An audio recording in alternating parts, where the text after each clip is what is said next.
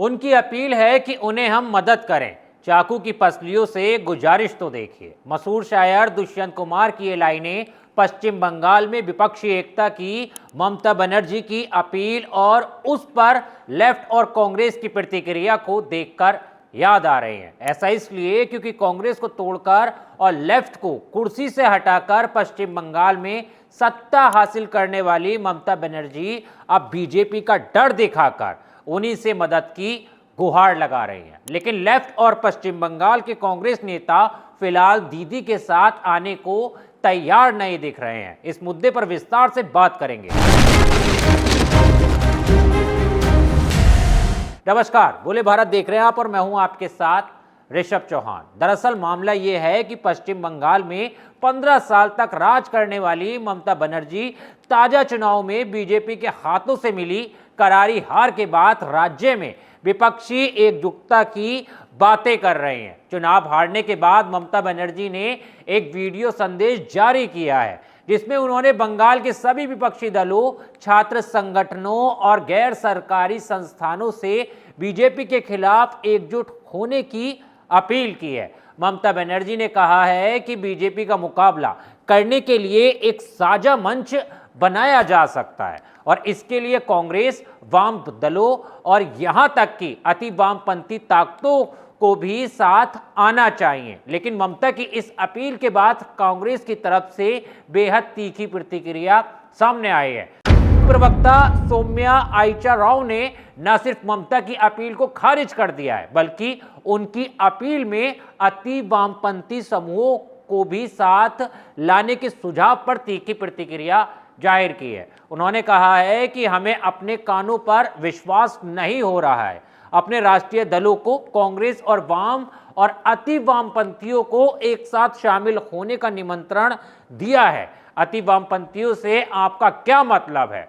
क्या आपका मतलब उन माओवादियों से है जिन्होंने 25 मई साल 2013 को छत्तीसगढ़ में 18 कांग्रेस नेताओं और कार्यकर्ताओं की जान ले ली थी? उन्होंने तृणमूल कांग्रेस पर पिछले चुनावों में कांग्रेस को बदनाम करने और बीजेपी के उभार में मदद करने का आरोप लगाते हुए कहा कि ममता ने ही बंगाल में बीजेपी को पैर जमाने का मौका दिया है। वहीं सीपीआईएम के राज्य सचिव मोहम्मद सलीम ने भी इस प्रस्ताव को सिरे से खारिज करते हुए ममता बनर्जी को भ्रष्ट और सांप्रदायिक करार दिया है। उन्होंने कहा है कि ममता बनर्जी के साथ हम बिल्कुल नहीं जाएंगे। हम ऐसे किसी भी अपराधी, जबरन वसूली करने वाले, भ्रष्ट और सांप्रदायिक व्यक्तियों को स्वीकार नहीं करेंगे। हम जनता और हाशिए पर खड़े लोगों के साथ कंधे से कंधा मिलाकर खड़े रहेंगे। सीपीआई के राज्य सचिव स्वपन बंदोपाध्याय ने भी कहा है कि ममता एक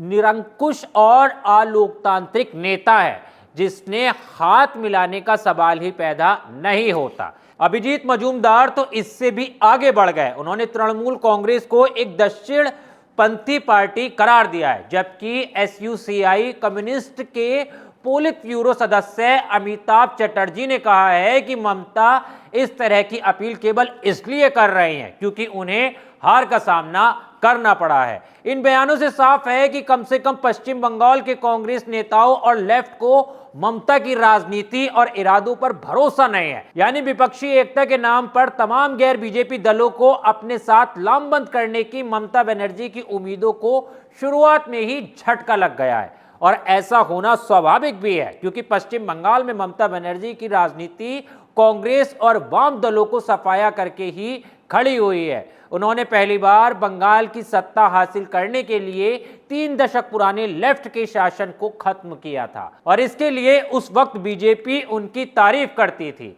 अपने उस दौर में उन्होंने कई बार बीजेपी से हाथ मिलाया और बीजेपी की अगुवाई वाले गठबंधन एनडीए में शामिल भी रहे। टीएमसी और लेफ्ट कार्यकर्ताओं के बीच हिंसक संघर्ष की कहानी आज भी बंगाल की राजनीति का हिस्सा है। साथ ही राज्य में कांग्रेस का सफाया होने की मुख्य वजह ममता बनर्जी की पार्टी छोड़कर अपना अलग दल बनाना रहा है। ऐसे में ममता को सत्ता से बाहर होने के बाद जब उन्हीं दलों से हाथ मिलाने की कोशिश कर रहे हैं तो पिछला इतिहास और जमीन पर मौजूद राजनीतिक कड़वाहट उनका रास्ता रोकती दिखाई दे रही है। बंगाल में बीजेपी सरकार के गठन को लेकर कांग्रेस, लेफ्ट समेत देश भर के तमाम विपक्षी दलों में बेचैनी है, लेकिन ममता बनर्जी जब बीजेपी के खिलाफ व्यापक विपक्षी गठबंधन की बात करती है तो यह सवाल भी उठता है कि क्या सिर्फ बीजेपी विरोध उन पुराने राजनीतिक जख्मों को भर पाएगा जो टीएमसी, कांग्रेस और वाम दलों के बीच सालों से मौजूद हैं।